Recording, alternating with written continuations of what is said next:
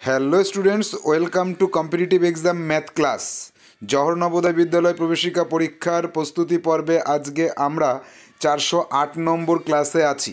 আজকে আমরা দেখে নেব যে মুদ্রা বিষয়ক একটি সমস্যা, যেটা নিশ্চিত নবোদয় নামক বইয়ের মুদ্রা চ্যাপ্টার থেকে নেওয়া হয়েছে।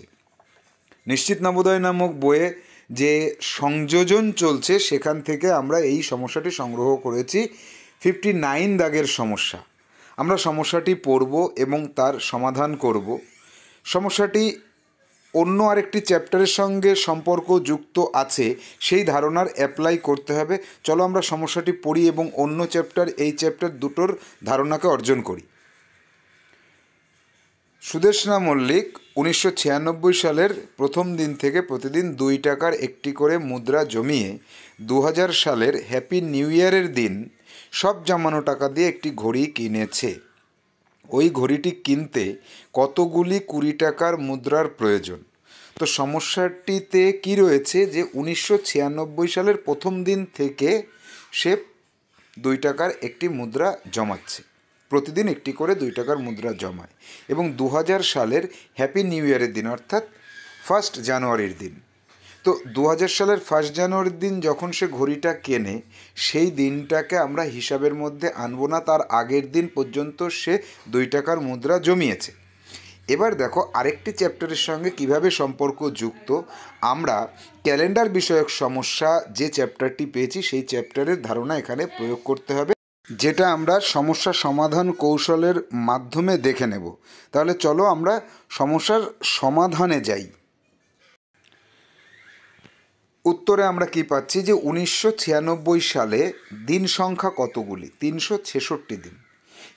এই জায়গাটাতে আমাদের ক্যালেন্ডার বিষয়ক সমস্যার ধারণার প্রয়োগ করতে হচ্ছে, কারণ 1996 সাল লিপ ইয়ার, সেখানে 29শে ফেব্রুয়ারি আছে একদিন বেশি, তাই 366 দিন। 1997 সালে 365 দিন, 1998 সালে 365 দিন, 1999 সালে 365 দিন। 1999 সালের 31শে ডিসেম্বর পর্যন্ত সে 2 টাকার মুদ্রা জমিয়েছে। তাহলে মোট কতদিন সে মুদ্রা জমিয়েছে? এই দিন সংখ্যাগুলোকে যোগ করো। তোমরা নিজেরা খাতাতে এই দিন সংখ্যাগুলোকে বসাও, বসিয়ে যোগ করে দেখো যে 1461 দিন হয়েছে কিনা। এই 1461 দিনে সে প্রতিদিন 2 টাকার একটা করে মুদ্রা জমিয়েছে। তাহলে জমানো টাকার পরিমাণ কত হলো? 1461 সঙ্গে 2 গুণ করতে হবে। তাহলে আমরা পাচ্ছি 2922 টাকা। তাহলে ঘড়িটার দাম কত?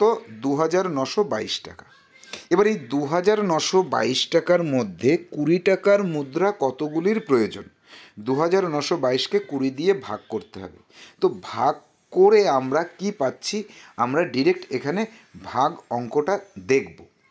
তো ভাগ করতে গিয়ে আমরা প্রথমে পেলাম 1, 20 20 থাকলো 9, 2 নামালাম 92, 4 20 80 থাকলো কত? 12, 2 নামালাম হলো 122।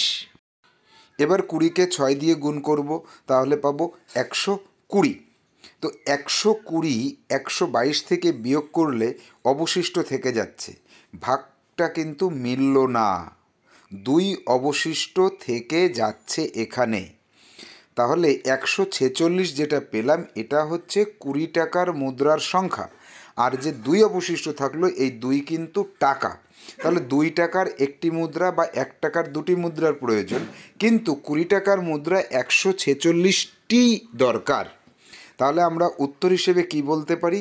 যে ওই ঘড়িটি কিনতে 20 টাকার 146টি মুদ্রার প্রয়োজন। তাহলে আমরা দেখে নিলাম দুটি চ্যাপ্টারের ধারণা প্রয়োগ করে একটি সমস্যার সমাধান করা কিভাবে সম্ভব হয়। তো পরবর্তী এপিসোডে আমরা অন্য বিষয় নিয়ে আলোচনা করব। ভালো থাকো, সুস্থ থাকো। এই চ্যাপ্টারের যতগুলি সমস্যার উপরে আমরা বিগত 3টে বা 4টে ক্লাসে আলোচনা করলাম সেগুলির উপর প্র্যাকটিস করতে থাকো। পরবর্তী এপিসোডটি সবার আগে দেখতে হলে কুইকেল চ্যানেলটিকে সাবস্ক্রাইব করে বেল বাটনটি প্রেস করে রাখো। আমাদের শাহ ইনস্টিটিউটের বই সংগ্রহ বা অনলাইন ক্লাসের জন্য নিচের এই নম্বরটিতে যোগাযোগ করো।